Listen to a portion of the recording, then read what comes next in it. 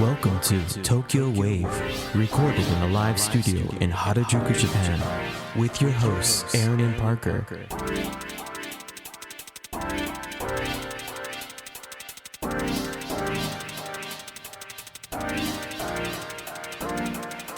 All right, everyone, welcome to episode 37 of Tokyo Wave. We're your hosts, Aaron Randall and Parker Allen. On Tokyo Wave, we bring you weekly updates from our studio in Harajuku.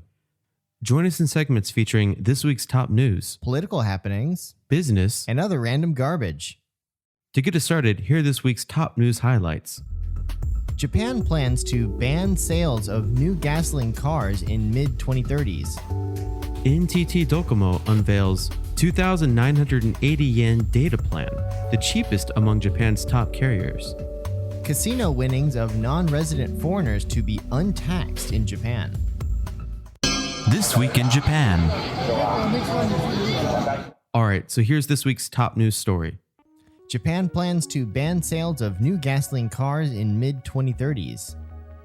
Kyoto News has reported that Japan is closer to a decision to ban sales of new gasoline-only cars in the mid-2030s as part of efforts to reduce climate change-causing emissions. The government aims to accelerate decarbonization in the automobile industry in a bid to realize Prime Minister Yoshihide Suga's goal of reducing the country's greenhouse gas emissions effectively to zero by 2050. The government plans to work harder to promote electric vehicles as well as hybrid vehicles, an area in which Japanese automakers have shown leadership. The Ministry of Economy, Trade, and Industry will hold a meeting with experts and representatives from automakers for discussions on a policy of reducing the use of gasoline vehicles and other issues related to the industry. The government will consider including the new target in a carbon neutrality action plan that it hopes to draw up by the end of this year. Japan has worked out a target of increasing the share of eco-friendly automobiles, such as hybrid and electric vehicles, to between 50 and 70% by 2030, but the target is less ambitious than goals set by other countries. A new vehicle market consisting of only hybrid and electric automobiles would be a significant shift for Japan. According to the Automobile Manufacturers Association, these types of vehicles currently only make up about 29% of the country's 5.2 million new motor vehicle registrations. While Toyota Motor Corporation popularized hybrid vehicles with the Prius and the country's automakers are among the world's top producers in the segment, the domestic market for electrified vehicles has plateaued in recent years. Last year, the Japan Automobile Manufacturers Association's data showed that both plug-in hybrid and EV registrations fell year on year. You know, I hate to say it, but I don't like hybrids. Oh, really? Or EVs, so this is bad news for me, but maybe not so because I don't really like new cars that much in the first place. Yeah, we both know, Japan is the land of new cars. The fact that it's already at 29% for hybrid and electric vehicles already seems quite big to me. I myself am a big fan of the Prius. Well, there's going to be a lot more of those. And of course, I think the thing with this whole hybrid and EV technology is there's a big issue in that, a hybrid vehicle still uses gasoline pretty frequently. So right. If you want a truly eco-friendly automobile, you're going to want to go to an EV, but Japanese automakers don't really have very solid EV offerings. So in the domestic market, you're seeing a lot of these hybrid vehicles who are, just kind of half cooked. And then you don't have a whole lot of EVs, with few exceptions. Mm-hmm. And of course, you've got Tesla has a presence in Japan, but Teslas are also not very popular in Japan because Teslas are super wide. Ah, that's right. So most Tesla manufactured automobiles are, over 2 meters wide, which really puts them at a huge disadvantage on Japan's narrower roads. Right. And so by Japanese law, a road needs to be at least 4 meters wide. However, a lot of legacy roads still exist that are less than 4 meters wide. And in addition to that, you'll have a road that's 4 meters wide, but there's telephone poles in the road. Oh yeah, there's just crap everywhere, right? Exactly. So you've got these roads that are theoretically 4 meters wide, but you've got a telephone pole on both sides. So you've got maybe just a little over 2 meters for any car to pass through. And if you're a professional driver, if you've got a 2 meter wide vehicle, that's no problem. But if you're a regular automobile user who, maybe, especially in Tokyo, they might only drive once a week, if that, these automobiles getting through these passages is very difficult. And you know what happens when you don't get through, right? You knock your mirror off or you scrape the side of your car, and that is not a great experience for anyone who's ever had a shiny new car. So no, for sure. I mean, right out of our studio right here, right? The roads are quite narrow. I mean, especially in downtown Tokyo. So Parker, you were never into the Prius at all? No, I've just, the thing about hybrids is that I like classic cars. So even if I wanted to have a newer car, I know that, in 20 or 30 years, whether or not the car that you buy will still be serviceable depends a lot on the technology. And sometimes this sort of hybrid technology and these electrical systems, these tend to be the things that break down over, the course of 15 or 20 years. So I think a lot of these hybrid vehicles, once they've passed their prime, they're going to be throwaways. And it's going to be difficult to, work on and service these old technology vehicles as things shift to purely EV. And the same problem exists for EVs as well. I mean, it's like an iPhone. Like, can you imagine having a 10-year-old iPhone? You're not going to want to tune that up and, take it for a spin. You're just going to throw it away and buy a new one. For sure. Yeah. It's something that's not talked about a lot in automotive circles when we're talking about the industry, because the industry is only focused on selling new cars. Right. Producing any car, whether it's an EV or a spaceship or whatever, there's a lot of emissions that go into producing that vehicle. And if the vehicles aren't infinitely serviceable like traditional gasoline cars are, then obviously the sustainability of these vehicles is going to be somewhat limited by the fact that they don't have this unlimited shelf life. Oh, that's a really good point. As like a really, really not that knowledgeable consumer, I love the sound of classic cars, their engine sound, right? But for me, the one thing that got me with the hybrids is how quiet they are. Yeah, and the EVs are even more quiet because there's no combustion engine whatsoever. It's almost scary. Like the first time, I rode in a Prius, I was like over 10 years ago, I was freaked out. But it was kind of awesome. It's like, oh my God, this thing's so quiet. But I also like the classic loud, really loud ass cars, the very definitive sounds. Definitely. Well, I mean, each car has its own sound. So that's obviously something that EV manufacturers are also sensitive to. And even some of the newer sports cars have this system where it plays like an engine sound so that you feel like you're actually hot rodding more than you actually are. It makes sense, man. Yeah, because I mean, those sounds, back in the 70s and 60s, when a car was like speeding by, that was part of their brand, right? They would know, oh, that's the sound of, XYZ car, whatever. Didn't they kind of go into that recent Tarantino movie? That's exactly what I was thinking about. Yeah. That was it. That was Is that a 69 Thunderbird right there? No, that was a focal point. I don't think he said the names of any of the specific cars, but the actors had lines where they would be like, oh, that's an engine sound I haven't heard before, So, yeah, must be one of those goddamn European pieces of junk. No, it was pretty big. I mean, in Tarantino style, it wasn't direct; it was all indirect. But he just showed you the sounds of all these awesome classic cars from the late 60s. Yeah, and Tarantino's a real motorhead. He's actually kept a lot of the movie cars from his films personally. No way. Yeah. Whoa. He's got the pussy wagon. You remember that yellow Chevy truck from Kill Bill? Yeah. Apparently he still has it. Oh my God. His garage must be awesome. Takes it for a spin sometimes. Well, maybe not so much after Me Too, but it's now just the wagon. Yeah. All right, and up next, NTT Docomo unveils 2,980 yen data plan, the cheapest among Japan's top carriers. The Japan Times has reported that NTT Docomo has unveiled a new budget smartphone plan that is considerably cheaper than those of its chief rivals, as Prime Minister Yoshihide Suga's government relentlessly prods telecom giants to slash costs as many struggle to make ends meet during the pandemic. Japan's largest mobile phone carrier by number of subscribers said it will launch a new monthly plan that will cost 2,980 yen for 20 gigabytes of data and free domestic calls that last 5 minutes or less, the cheapest plan among the nation's 3 major carriers. NTT Docomo President Motoyuki E said Docomo is targeting young users, a demographic with whom the carrier has been losing ground with this new offer. E said during a news conference, We don't have the right plan for them.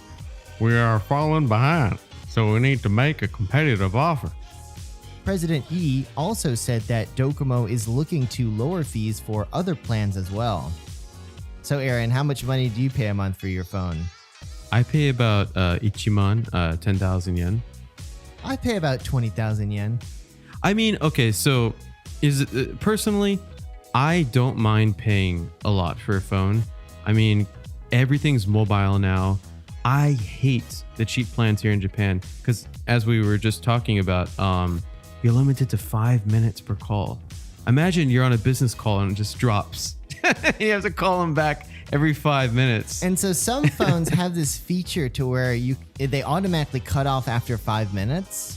Yikes. And so you hang up on people. It's the worst thing ever. Yeah. I've had some. I've been on a call before, and they're like, "Oh, let me call you back in a second." And it's because they're limited to the 5 minute thing. It's so crazy. It's nuts, man. It's nuts. I mean, today too, especially everything's mobile. I mean, people are running their entire business off of their phone. I really don't like this move to try to get things as cheap as possible. I understand, there's obviously a market for it, but personally, I like to have the tethering ability on my phone to be able to run data wherever. SoftBank is pretty good for that. Yeah, I'm on AU myself, and cheaper is better sometimes, but especially with a phone, I mean, it's a business tool. So honestly, I wish they would just make a super expensive plan that's like 10 times better than anything else that's out there, like fast internet, no BS, and you don't have to worry about this 5 minute, garbage. Where's the premium plan? You've heard of UQ Mobile, right? Yeah. They're one of the budget carriers. So you know how that works is they're actually taking data from SoftBank and from Docomo. So it's like borrowed data packets to run the UQ mobile phone. And that works because you get to use SoftBank's network, but when you get throttled much worse than the SoftBank users do because they don't care about you.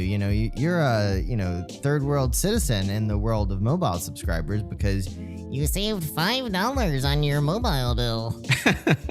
No, exactly. I have a friend that has the UQ mobile phone, and it's just her speed is so slow. It drives me insane. It's really funny, as you said. I wish too that they had kind of some, and SoftBank does have some interesting like enterprise solutions for businesses here, but most of them suck. I mean, upload speeds are really slow. Like, for example, if you wanted to do any kind of like live stream with video from your phone, it's terrible here. You can't do any kind of HD live streaming. I think just now they finally have it so that maybe you could walk around Tokyo doing a live stream. But 2 or 3 years ago, Japan didn't have that. Meanwhile, right next door, South Korea has like the fastest upload and download speeds, some of the fastest in the world. Yeah, I wish they would create more robust plans than these like cookie cutter. They could call it the Gilded Age plan. The Gilded Age plan. For bootleggers and gangsters of all walks of life. Yeah. They give you a special ringtone too, like whenever you answer, whenever someone calls you, the ringtone says, "Man, you don't care about money, do you?" Man. No, but this whole the limits on actual phone calls has been in place since I came to Japan in freaking like 2009 when I first came here to visit. I remember everyone was trying to. That's one of the reasons Line became so popular for calls, is because it only uses data, right? But just the fact that still phone plans have this limit on actual phone calls, it's just kind of nuts to me, you know? Yeah, no, I know it's the way that they're trying to monetize their service and make more money off of idiots like me who actually have to make real phone calls to people and not Line. But I mean, the call quality is also a lot better. Right. I mean, how many times have you been on a Skype or a Line or a WhatsApp or whatever, and it just drops, and you might have been talking about something important? Yeah. It's just not as reliable as a regular phone call, you know?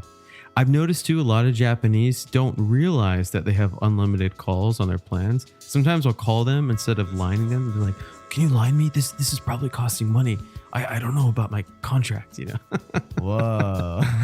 So there's stigma about actual phone calls here, you know. Oh, we can just talk next time we meet, in 2022. Yeah. Next up, casino winnings of non-resident foreigners to be untaxed in Japan. Kyoto has also reported that the chief of a ruling Liberal Democratic Party panel said on December 3rd that the winnings of non-resident foreigners at Japanese casino resorts will not be taxed in a bid to attract more overseas gamblers. Although such resorts have yet to be established in Japan, it is hoped that this tax exemption will provide an impetus to operators to plan integrated resort projects, which are complexes that incorporate casinos, hotels, conference rooms, and shopping malls, which are desired by the Japanese government. Prime Minister Yoshihide Suga promoted the introduction of the casino resorts while in the role of Chief Cabinet Secretary under his predecessor Shinzo Abe, hoping to lure more foreign tourists to invigorate the economy in the wake of the Tokyo Olympics and Paralympics. Akira Amari, head of the LDP's Research Commission on Tax System, said during a briefing with reporters, "It would be meaningless if no one comes to the integrated resorts after building them. The casinos must be on par with international standards." Casino winnings, also including those of local residents, are not taxed in some European countries, such as Britain and Germany, as well as Singapore and Macau, two of the world's top casino gambling destinations. Meanwhile, countries like the United States and South Korea employ withholding tax systems for such gains. The plan will be included in a tax reform package for fiscal year 2021, which is expected to be compiled by the LDP and its junior coalition partner Komeito on December 10th. Under the current system, casino winnings would be taxed in the same way as money won through betting on horse racing. As for Japanese customers, taxes will be imposed based on the winnings they declare, according to Amari. Under more liberal gambling laws enacted in 2018, the Japanese government will accept formal applications over a 7-month period from October of next year from municipalities bidding to win one of 3 available integrated resort licenses. The government had originally planned to start the bid procedure in January 2021, but it decided in October to postpone it for 9 months, citing the impact of the coronavirus pandemic. So far, Yokohama, which is Prime Minister Suga's constituency, the city of Osaka and Osaka Prefecture, Wakayama Prefecture, and Nagasaki Prefecture have declared an intention to make a bid. Wow, so they only have 3 licenses that they're going to give out, huh? And it's a pretty complicated process. So right now, the operators and the local governments are trying to pair up. So the central government will only accept a bid from a local district. So each local district has to pick an operator. And so right now there's a lot of jockeying going on among operators to pair up with one of the more popular districts that they think will be strategic in getting one of these 3 coveted licenses. However, due to the coronavirus pandemic, the casino industry has really crapped out. And these big casino companies a lot of them have actually decided that the Japanese offering is not attractive enough for them to compete for one of these 3 licenses. So already you've had major concerns, including Caesars Entertainment and also Sands, who have dropped out of the Japanese race really before it has even started officially. Right. I think we talked about that before on the show. It'd be good on Japan to just follow the model of Macau, or one of these extremely successful countries. In South Korea, it's a bit different, but I know that in certain areas in Busan, there's a lot of casino tourism before pre-COVID and everything. The areas they're looking at, I think, are really good. Yokohama, Osaka, and Nagasaki. I think it's smart to not make Tokyo the center, just the next door city. Well, it's really funny because the rules are quite strict, and this is one of the big issues that Japan faces, because Japan strongly wants an integrated resort. They don't want just a casino. They want a convention center, they want a hotel, they want all of these facilities that you would see in, a big integrated resort like Singapore or some of the larger complexes in Las Vegas. Mm-hmm. However, not all municipalities have the transport infrastructure and the pull that the operators think would be necessary in order to fill up those other non-casino facilities. And so a lot of operators have come to the conclusion that, for instance, even setting up a resort in Hokkaido, the casino might be really popular, the hotel might be really popular, but who's going to want to do a conference in Hokkaido? Right. And so there's a big question whether such a truly integrated resort facility would be economically viable in one of the more rural parts of Japan. So already the playing field is sort of slanted towards these larger metropolitan areas where having such an integrated facility with all the bells and whistles would be seen as more potentially economically viable.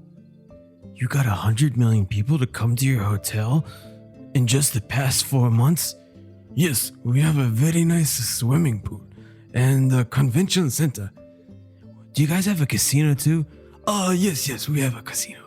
Yeah, that's the funny thing about the integrated resorts is it's often touted by the operators and also the local governments that there's going to be a lot of non-gambling facilities. But at the end of the day, the operators want to set up in Japan because they want to build a casino. Exactly.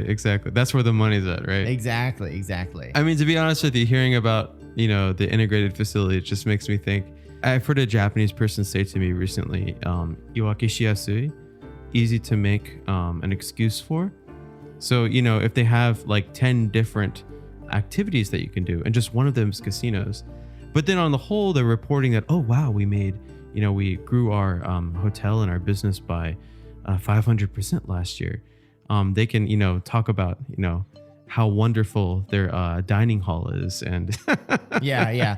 Well, I mean, the other thing is, especially for the more rural places like Nagasaki and Wakayama, and to a degree Hokkaido as well, the sales pitch by the local government to the local constituents has been that, this is going to be a boon for regional revitalization.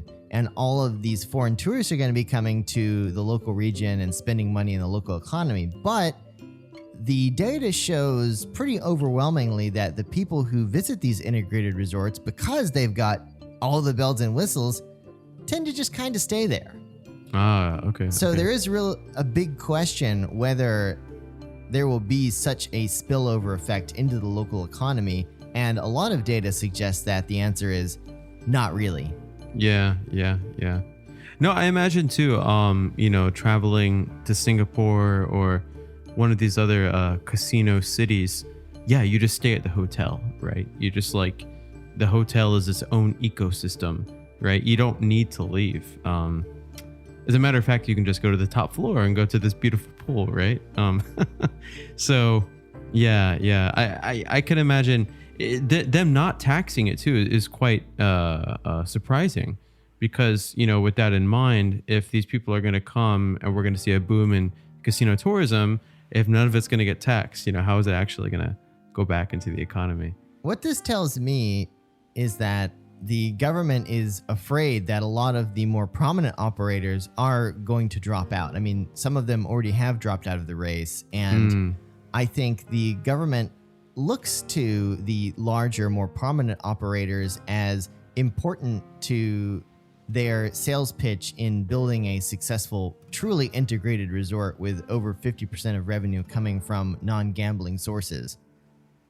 But if the Japan prospect is not attractive enough, all of the big boys are going to go home. So I think this should tell you that the government is worried about that, and they're trying to appease these operators to stay in the race. Right. I mean, another easy way to do it would just be to fast track it. Flip a coin. Who's feeling lucky tonight? No, I mean, allow these operators to get in here ASAP. Like, don't wait until.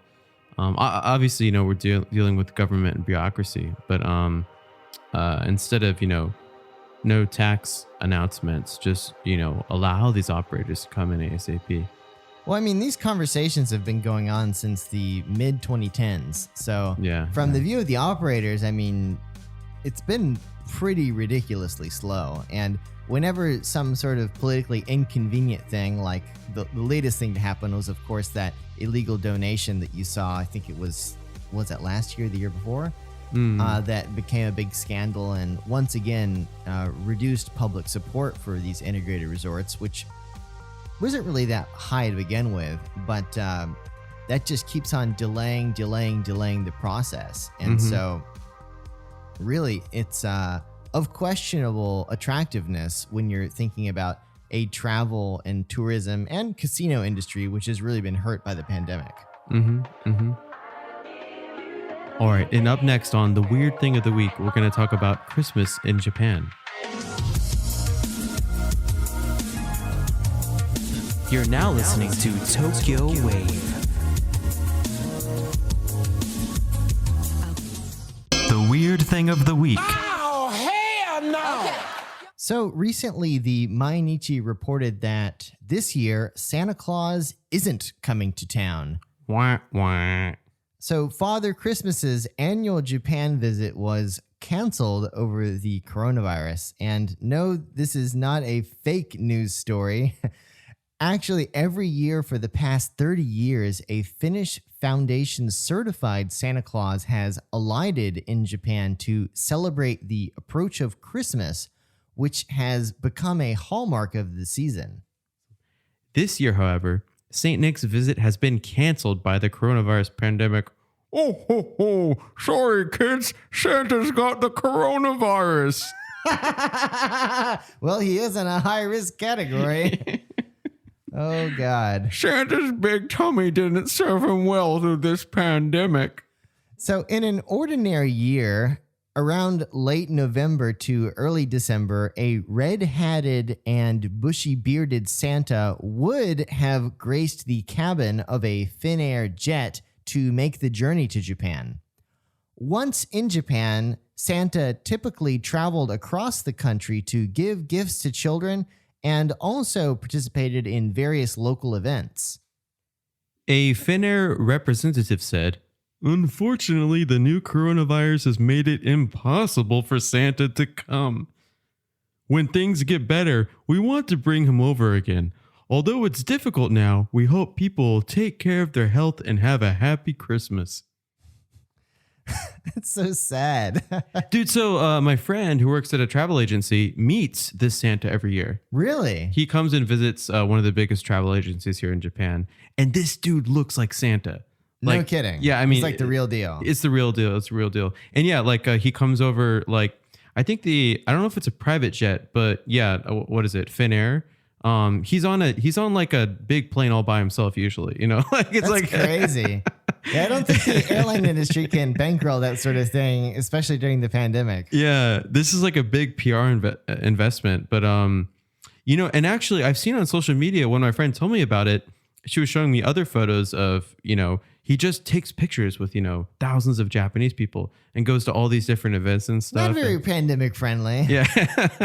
Well, so obviously Christmas is almost upon us in Japan. And usually that's a time that a lot of us Americans, and I think a lot of, foreign nationals living in Japan would be making plans to go back home for the holidays. But don't think that's happening this year for a lot of people. I know I'm not going back to the United States. Yeah. What about you? Yeah, same here. I can't go back. I mean, so everyone's asking me, are you going to come back? Are you going to come back? Or can you come back? And the technical answer is yes. Like, legally speaking, you and I, we could go to Narita, Haneda. We could buy a ticket, get on a plane and come back. Now, if we're going to be able to get back into Japan is the big question mark, right? We're going to fall into that whole, not necessarily being banned, but we would have to get a test within, 72 hours of boarding. And then we would have to quarantine once we get back here. I mean, long story short, it's too risky to travel right now. Yeah, and also, I mean, being from America, I think this is an extremely convenient decision, but why would we want to go from one of the least pandemic affected countries to one of the most or the worst? Oh, yeah. I'd be going back to Florida, man. We just hit 1 million cases. No mask land. We don't do them masks in the South. Welcome to Florida. You can buy our guns over here, and we sold some masks, but we don't got no more. So maybe you can just put the gun over your mouth and just if you see the Rona pop up, just shoot him right between the eyes. Yeah. I've been recommended by family members who are doctors to not go back to Florida right now. I have a lot of friends in the U.S. That I grew up with that are from Florida originally and have family there. Friends in D.C., New York, Portland. Nobody's going back to Florida. I mean, even in the U.S. because not that place. Yeah, the cases are just, oh man, it's nuts, dude. Here in Japan, we hit 1,500 cases as a country, and they're talking about doing another lockdown. Florida's at 16,000 cases a day. One state. Wow. What's the population of Florida? It's less than 10 million, right? It's actually 23 million. Oh, wow. Yeah, yes. I looked this up. Yeah, quite a lot of people. A lot of people doing those bath salts. The gators. I guess you're counting the gators. Yeah, I know, right? No, so I posted about this on social media the other day, but just, looking at the population of Japan, which is what, about 120 million people. Yeah, and 100, and then we have about 151,000 coronavirus cases, and then Florida, which is just one state, has 1 million cases with about 23 million population. Yeah, so if you know how to use the calculator, then doesn't really sound like a good idea. So as a result of this, that means that for the first time in several years, I think a lot of people in our situation are going to be spending the holidays in Japan. And you know what that means? KFC? Kentucky Fried Chicken. And so anyone listening to this podcast outside Japan might be thinking we're making a funny joke, but in fact, ordering Kentucky Fried Chicken for Christmas is a national pastime in Japan. So this is the result of an extremely successful campaign by KFC in the 1970s, which was extremely successful in getting a lot of people to make a tradition out of eating fried chicken on Christmas. Totally crazy. Yeah, if you drive around Christmas Eve, Christmas Day, even in the Inaka, man, all the KFCs have people waiting out line all day to get in the snow. Gotta get that fried chicken. It's nuts, man. It's nuts. Another crazy tradition in Japan are these Christmas cakes, basically these rolled cakes. Yes. And they look like something that you would never have for Christmas in a Western country. It's just I guess in Europe they have Yule logs, but still, basically Christmas cake in Japan is just a roll cake. It's not a special Christmas cake. No. It's just called Christmas cake. Yeah, it's not anything that I would really want to eat. It's kind of sad. So this will be my third time spending Christmas in Japan without returning back to the U.S. I normally go back to the U.S. The first time, I remember me and my really good friend from the U.K. on Christmas morning, we had this crazy party with all these friends. We were at university here in Japan. And I remember Christmas morning, we were just really sad. like, man, this sucks. It's not the same. Want to open presents? We don't have any presents. Yeah.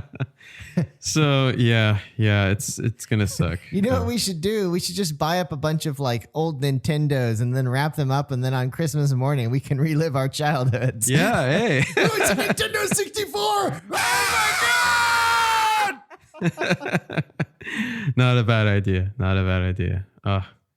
Yeah, and for people that don't know, Christmas Day is also like it's a couples day in Japan.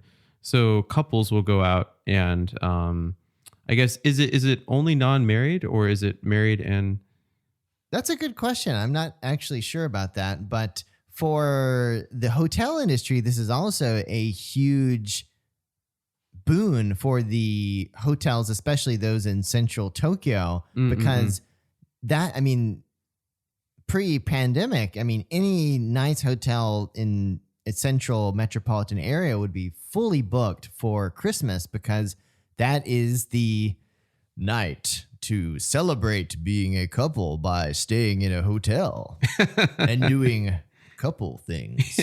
Like eating Christmas cake and fried chicken. At the same time. Gross. Yeah, but no, I mean, image wise, being in Tokyo for Christmas, the 3 times I have been here, it seems to me that it's mostly unmarried couples. It's a big date night, right? I remember myself, going with my girlfriend at the time to Tokyo Tower, and it was just all couples, and quite interesting. It's just you don't have the Christmas.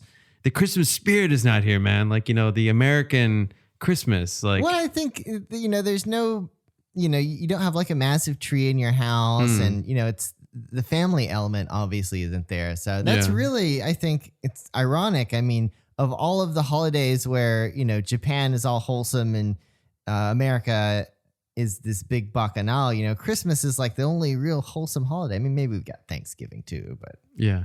That's already over and gone. So yeah. I really don't like flying, but this is the one time a year where it feels weird not to have something booked and not to be getting ready to fly, and thinking about, okay, in a couple weeks, I'm going to have to pack this, blah, blah, blah. It's just, it's really weird, man, this year. Definitely. Well, I mean, yeah, it sucks for the airline industry too, because that's also a huge travel season as well. Oh my God. Yeah. The most expensive tickets, man, especially from East Asia back to the States. Ugh. Well, one thing that we do have, especially in Tokyo, is Christmas lights. Of course, they don't call them Christmas lights here. They're called illumination. Yes. Which is like the most underwhelming thing to call it. But you've got these amazing, light displays of holiday variety, usually with Christmas trees included, all over Tokyo. And I mean, the displays are amazing. And it does look like even through the pandemic, they have still gone through the process of doing all of these complicated light displays. And already here in Omotesando, you can see lots of beautiful light displays everywhere. The thing that we don't have, though, is ugly Christmas decorations. Those crazy, big Santa Claus and colorful lights. And I mean, the sort of thing that probably give people seizures. I mean, that's everywhere, especially in the South. Oh, yeah, for sure. That's a big pastime, getting in the car with your family and going to the crazy houses whose electricity bills are probably like, $5,000 a month. But yeah. The illuminations are really nice here in Tokyo. Roppongi Hills always has really nice stuff going on. But it's not the same. Yeah. It's not the same. I think this Christmas, I'm just going to get really wasted. We have to carry the flag, right? Yeah. Just for, 3 days straight or something. Yeah. Well, I think one thing that I've been thinking about, but I haven't really made a decision about yet, is whether to go somewhere over the holidays, just to kind of get in the mood. I've thought about that myself. Yeah. I thought it would be kind of cool because, Christmas in the South isn't, really real Christmas because we don't have snow. Yep.